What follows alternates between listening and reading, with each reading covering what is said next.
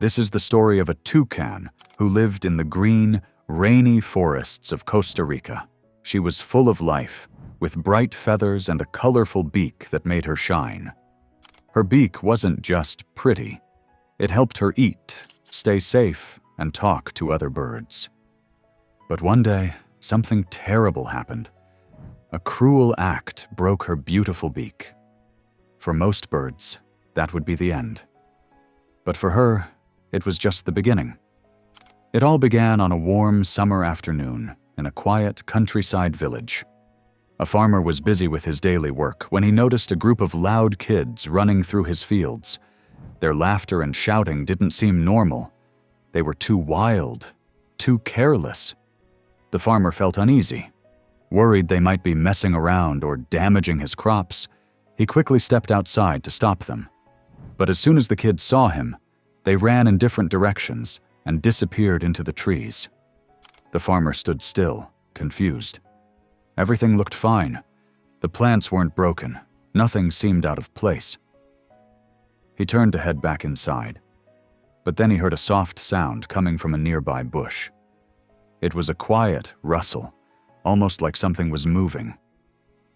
Curious, he walked over and gently pushed the leaves apart, and there, on the ground, lay a bird. At first he wasn't sure what kind, but when he saw the bright feathers and the long body, he knew. His heart sank. It was a toucan.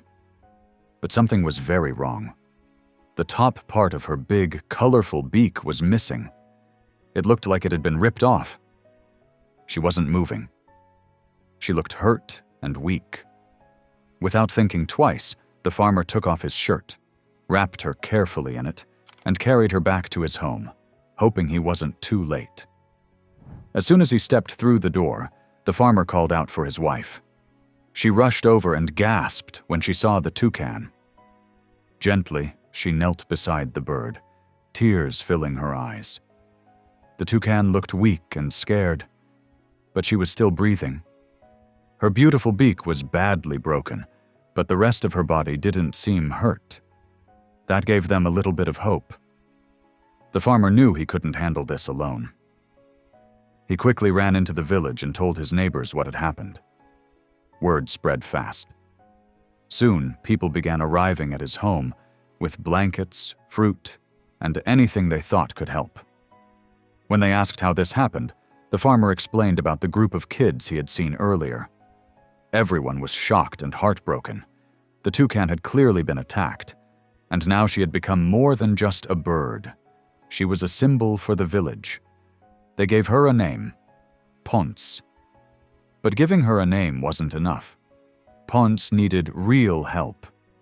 Sadly, their village was small, and there was no vet around. No one knew how to fix a broken beak. As the days passed, Ponce couldn't eat properly. She was getting weaker. People watched helplessly, not knowing what to do. Then, just in time, a young man, one of the villagers' sons who had just come back from the city, spoke up.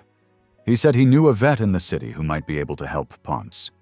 He immediately called one of his vet friends named Clara and told her everything. Clara was kind, smart, and had always cared deeply for animals. Luckily, she was working in a nearby town.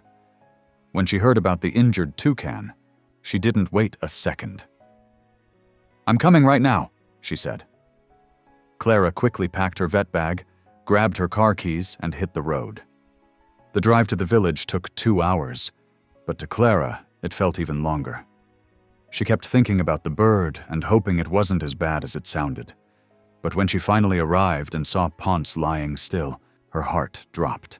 It was worse than she imagined. Clara sat down with the farmer and his wife to learn more. Then, very gently, she lifted Ponce into a small travel box. To keep the bird calm on the drive back, Clara gave her a mild sedative. Then she drove straight to her clinic in the next village.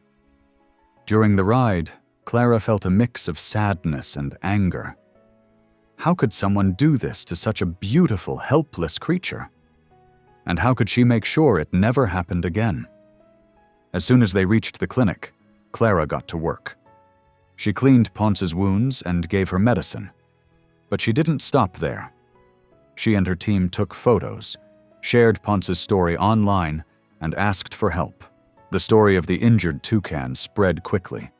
People shared it on social media, news channels picked it up, and soon even government workers heard about it. Everyone was shocked.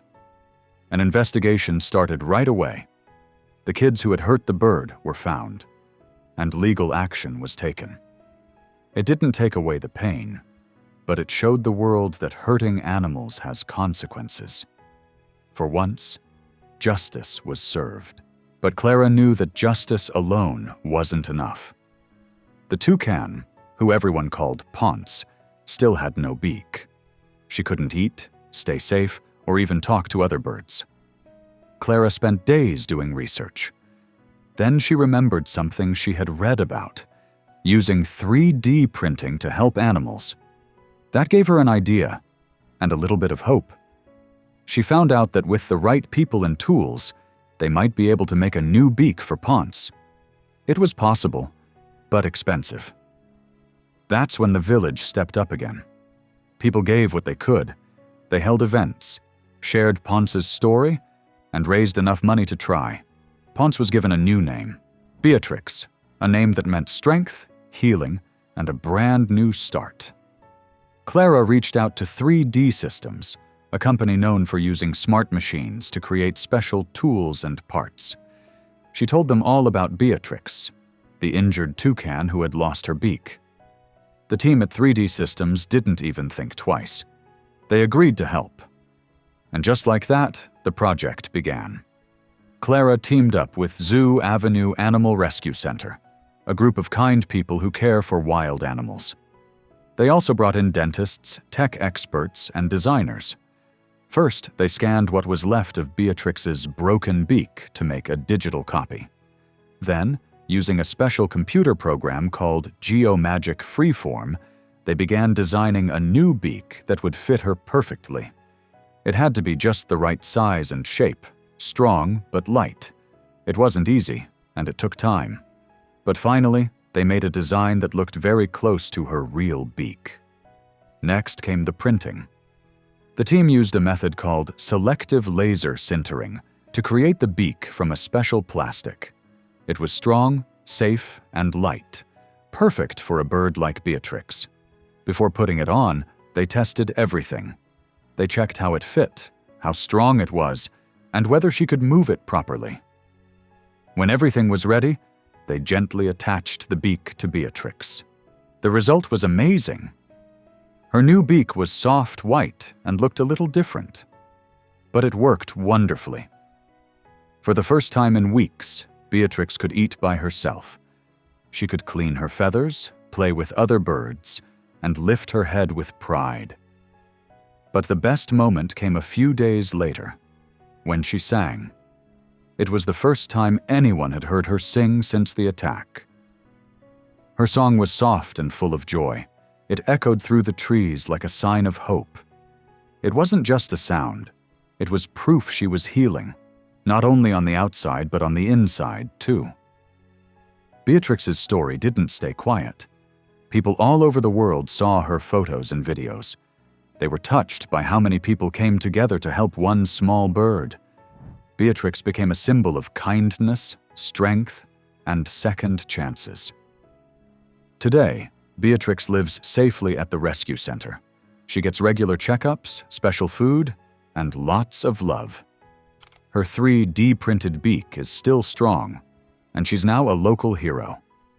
Her journey shows us something important, that with care, teamwork, and a little technology, we can bring hope back to even the most broken lives.